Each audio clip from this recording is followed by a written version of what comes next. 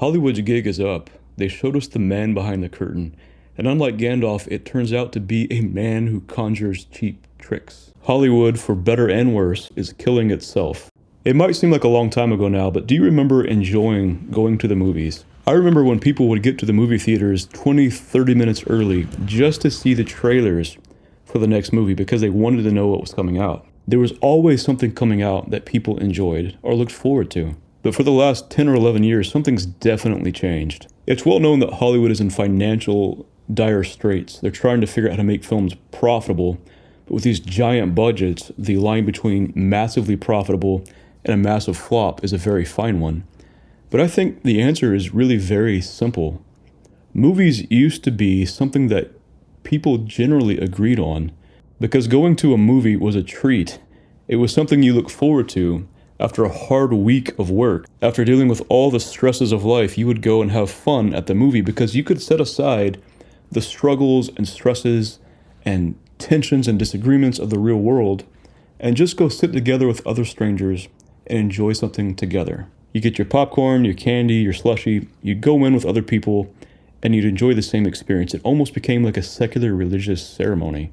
In fact, Samuel Coleridge Taylor talked about something called poetic faith. It was a faith that you could muster, whether you're religious or not, because you are doing it willingly. You are ready to act in this faith. It's the most simple concept in the world, and yet Hollywood no longer gets it. Hollywood, for better and worse, is killing itself. Coleridge talks about in the arts, literature, plays, poetry, etc.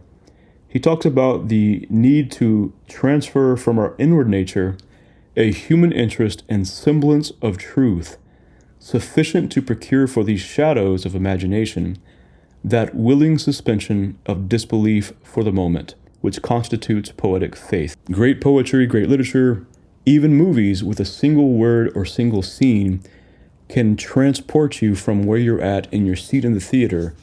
In your mind's eye, you're willingly suspending where you're at and taking in the scene, the word, the feeling, the emotion. This human experience, this inward semblance of truth. Now, is the play, the literature, the movie, the real, genuine article? No, almost never. It's a shadow, it's a semblance of truth. But good art, in this sense, as Tolkien says, has an inner consistency of reality. In other words, the rules make sense for the world that is conveyed. It doesn't take you out of the picture because it's constantly making silly rules or breaking its own rules. Well, Hollywood is killing itself. The magicians have showed their tricks. And it turns out they're pretty stupid. Now, I've went on record saying I don't have a problem necessarily with Asians or black people or etc. who are Americans playing roles that are traditionally played by Americans, especially in mythological settings. I don't necessarily have a problem with that if we're enjoying that art together, if we're participating in and praising, rejoicing in our cultural heritage or something as Americans or Brits or whatever. But Hollywood goes a little past that, don't they? No, they go a lot past that. They want to put as much checklist arbitrary diversity in a film as possible for the simple sake of putting diversity in the film as much as possible. So in Rings of Power, I don't think it's racist if you have an all-white cast for The Lord of the Rings. It's not racist. That's not Nazi. We've come to this place in society where people think you're a Nazi if you have an all-white cast in a British setting. That's absurd. That's asinine. But I don't have a problem with it if you have, black actors in a Lord of the Rings retelling. It doesn't bother me at all either. But Rings of Power had a small little tribe of people, and in a family within that tribe, very small gene pool, you had like 3 ethnicities. It's not realistic. It's clearly just putting in as much diversity as possible. It breaks that inner consistency of reality. You can call everybody a racist, but I'm just telling you, it takes people out of the movie. It takes them out of the story. I think ethnic diversity in films needs to be done with care and without some political, ideological agenda behind it. To my friends on the left, yeah, this is not just being kind to ethnic minorities. It's a bit more than that. I think it was Hocus Pocus 2. And again, I have so many friends and acquaintances and people that I care about in my real life that consider themselves LGBTQ, and that movement keeps changing and moving.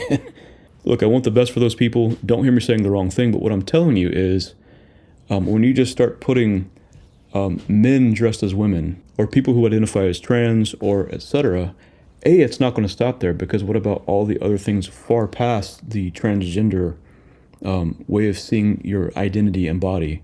There are things far past that now. When are you going to start putting furries in mainstream roles? There are people who self-identify with mythological gods. What about the polyamorous? Look, people get mad at me all the time, but I'm just saying, if you're just putting in people who identify as trans for the sake of putting in people who identify as trans to co-opt some role, it's going to take people out of the story. Like it or not, you risk breaking that inner consistency of reality, and people are no longer able to suspend that disbelief.